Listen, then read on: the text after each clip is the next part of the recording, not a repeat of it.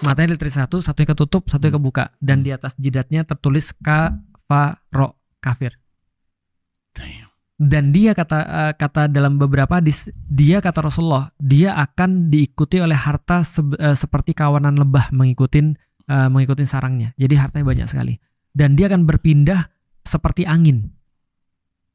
Dalam hadis yang lain yang lemah banget, katanya katanya kendaraan Dajjal ada 4, matanya ada 4, dan banyak sekali mata-mata lain di sisi-sisi badannya. Pesawat. Oh iya. Ini makanya tadi saya mau ngomong, ini membuat kita semua suzon sama orang kaya ya. Betul. Elon Musk. Nah, Bill Gates. Tapi itu kan lemah ya. Tapi yang jelas dia memang berpindah seperti angin, cepat. Ya kalau zaman dulu mungkin orang bilang wow, zaman sekarang ya kan naik jet. Kan bisa aja. Nah, dan kemanapun dia pergi dia akan membawa surga dan neraka. Tapi tipuan. Yang nolak dia akan dapat neraka, yang nerima dia akan dapat surga. Stick and carrot. Dan kalau misalnya ada yang nerima dia, itu tiba-tiba panennya meningkat. Segala macam jadi bagus. Yang nolak dia paceklik. Dan sebelum Dajjal datang, itu menurut beberapa hadis 2 tahun paceklik.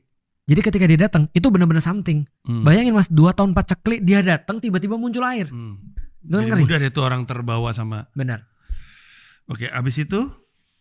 Dan berapa lama dia berkuasa di bumi? Gak ada penjelasannya? Gak ada. Okay. Cuma dia ngumpulin pasukan namanya Ya'juj dan Ma'juj. Ya'juj dan Ma'juj dulu kan terperangkap oleh temboknya Zulkarnain. Turunnya seperti air bah. Kalau air bah berarti dari utara ke selatan dong, turun dari atas ke bawah. Nah itu menandakan mungkin bisa jadi adalah orang-orang, mohon maaf, Mongol, Cina dan segala macam yang ada di atas itu, Viking dan segala. Nah itu turun bantu dengan Dajjal. Sampai satu waktu dia ngumpulin 70.000 Bani Isfahan, Yahudi dari Bani Isfahan. Kumpul, lalu kemudian dia pergi ke Baitul Maqdis. Karena dia mau pergi ke Mekah nggak bisa, Madinah nggak bisa, dia pergi ke Baitul Maqdis. Di Baitul Maqdis waktu itu tanah itu sudah damai dan dipimpin oleh seorang pemuda. Nah pemuda ini yang nanti akan ngimamin di subuh hari. Subuh hari dia lagi ngimamin, pas dia lagi mau jadi imam sudah komat, tiba-tiba orang bilang ada Isa di depan, lagi sholat subuh. Ini settingnya jelas sholat subuh nih. Ada Isa.